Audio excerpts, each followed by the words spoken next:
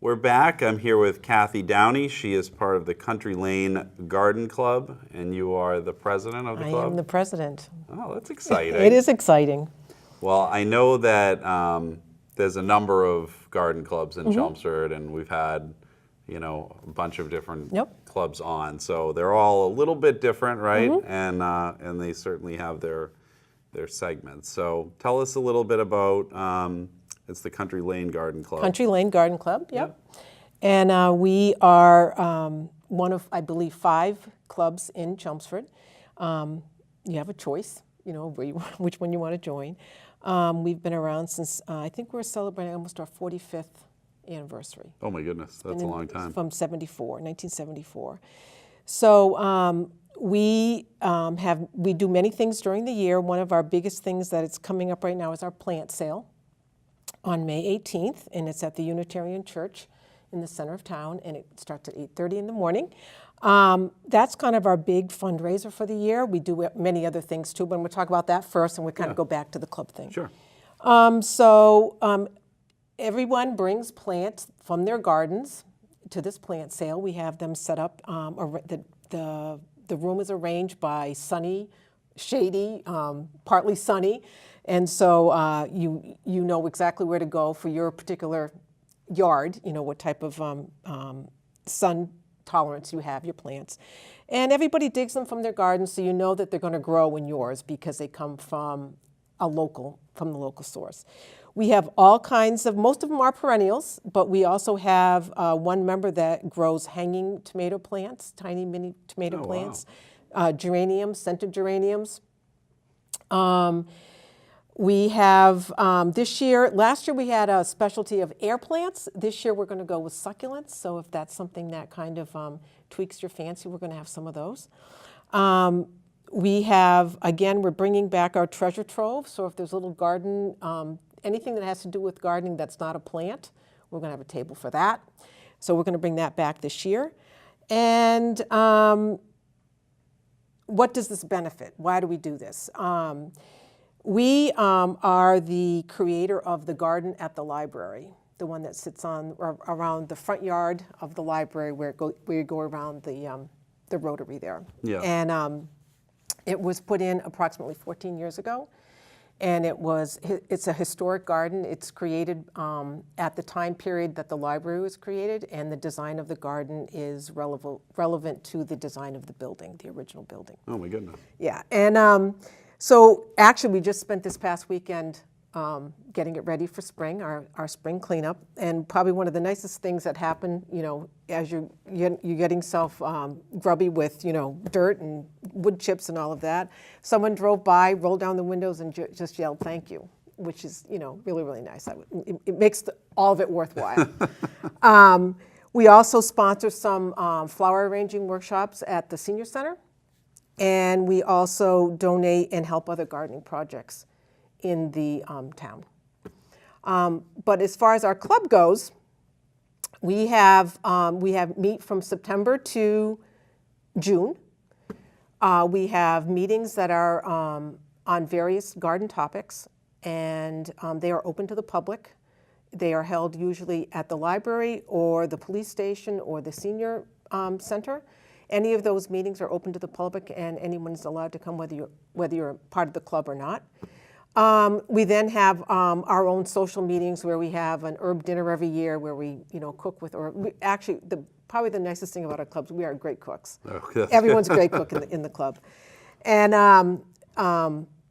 this plant sale also sponsors our speakers that we bring in. And we join with the other clubs in town. Sometimes we join together to have a speaker.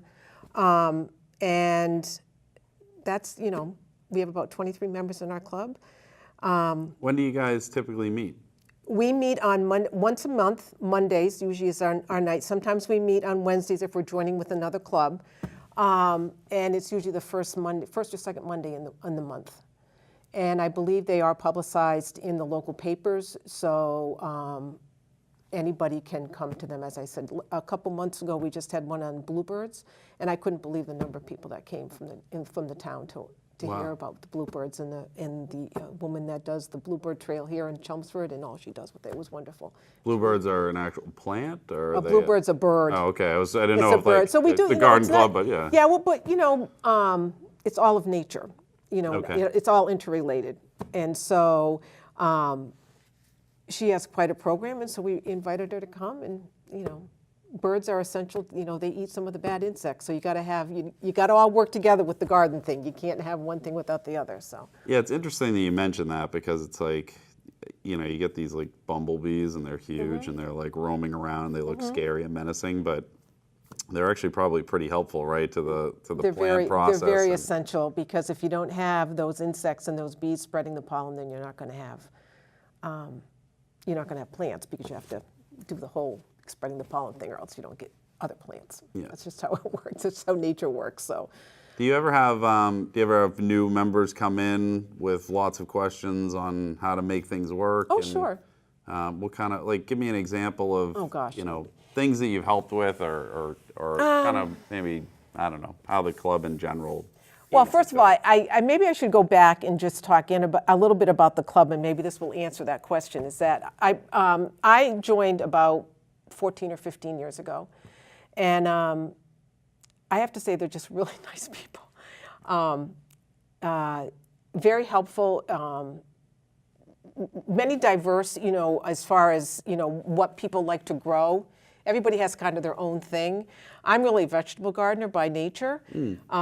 It's what I grew up doing, and so I grow raspberries and all kinds of rhubarb, and then all kinds of vegetables in the summer. Although I do, probably since I've joined the club, I've done more flowers. Okay. I've kind of gotten into that a little bit more. But then we have other members that have, we have one member that's really into begonias, and we have another member that does amaryllises, and it's just interesting how everybody has their own little niche of what type of gardening they like to do. It's just it's what makes the club click, I think. That you have all of these different types of people that have come together in one place. It's just any type of group in nature. You have different people that come together, and they have a common likeness, the gardening, but they all have kind of their own different things. So if there is a question that someone comes up with, someone usually can come up with the answer. Does that ever inspire you? Like, if somebody's into a particular flower or some sort of plant, does that ever inspire you to be like, I'm going to plant that within my own garden? Oh, sure. You want to see if you can grow as well as that person. It's usually not the case, but especially with me, because I'm actually more, as I said, a vegetable person than a flower person. But I do, I think, as I said, everybody brings their own stamp. And I think that's what makes the club so interesting. Everybody has their own little specialty, what they like to do, and what they can bring to the club. So I think that's my sister, she likes gardening a lot, and we're actually in her backyard, and she has like these like cherry trees. They bloom and they look very, very beautiful. And then she had another tree that was next to it, and when you looked at it, it was almost like as if all of this, like, not moss so much, but it definitely was some like growth that was happening all over the tree. And she was like, wow, I've never seen that before. And so like she started researching into it and found out like that it's like a virus or something. Or a fungus, and then it can actually spread to all the other trees. Right. And you have to just cut that, like Right. you can't even save it. You have to just cut that tree Right. down. And she was like devastated by that. But. Right. Well, unfortunately, we do have a lot of insects that are coming in. We have viruses that are coming in. We have funguses that come in. Our weather obviously plays a role in that. I actually own a Christmas tree farm in Connecticut. A Oh my small goodness. Christmas tree farm. It was my childhood. It's where I grew up. And we have, because of all the rain that we've had, and our trees are spaced a little bit too close together, we ended up getting a fungus on our Christmas trees. So we have to go through and spray them this summer. So there's all kinds of things that are coming around that you have to get rid of, unfortunately, hopefully using a natural way, if possible.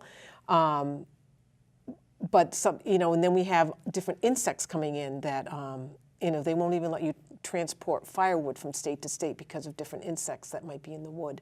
Wow. So it's all, most of it probably is weather related. And we have things coming from being imported from other countries that are bringing in things that are not native to our country. So it's, How labor intensive is a Christmas tree farm? Actually, people probably, for the amount of money that people think they're spending so much money on the Christmas tree, the amount of time that it takes to produce the tree is pretty, it takes 8 to 10 years to grow a Christmas tree. Yeah.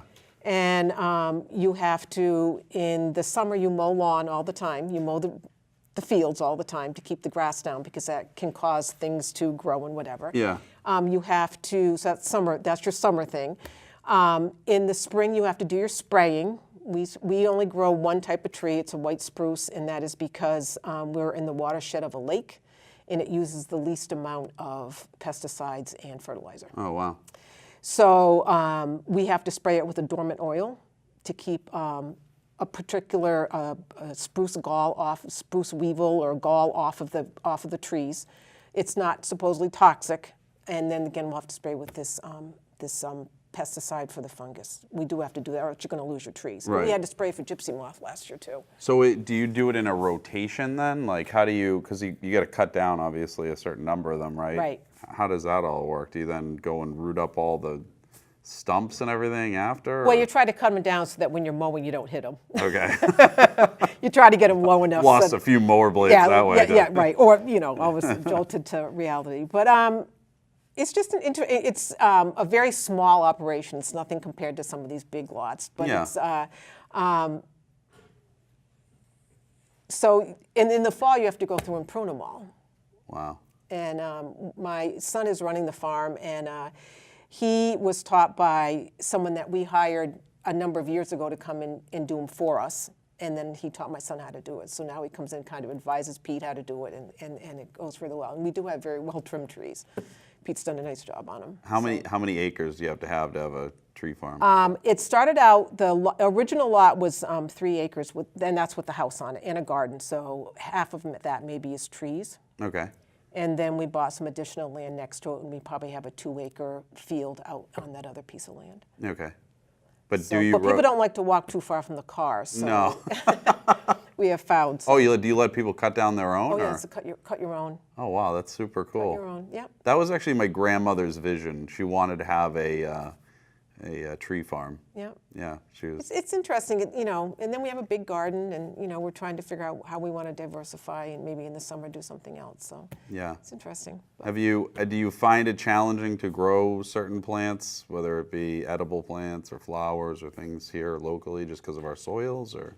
Not you. I think the biggest obstacle today are animals. You either have to totally fence.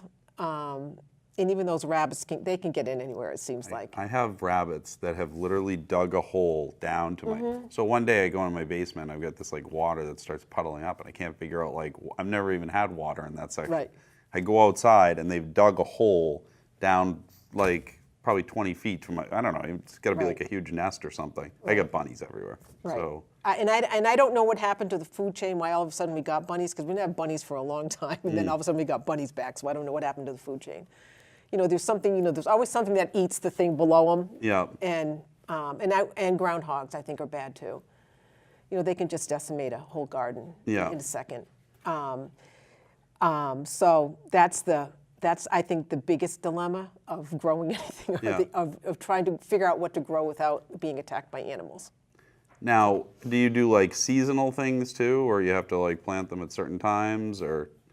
Well, you have either whether you're growing flowers or vegetables, there are certain things that tolerate cold. That's why you always have pansies come out in the sun, because they're cold tolerant. Yeah. And in a garden, in a vegetable garden, the things that come up first are rhubarb, asparagus, and you can plant broccoli and lettuces because those are cold tolerant. Then you get to your summer plants.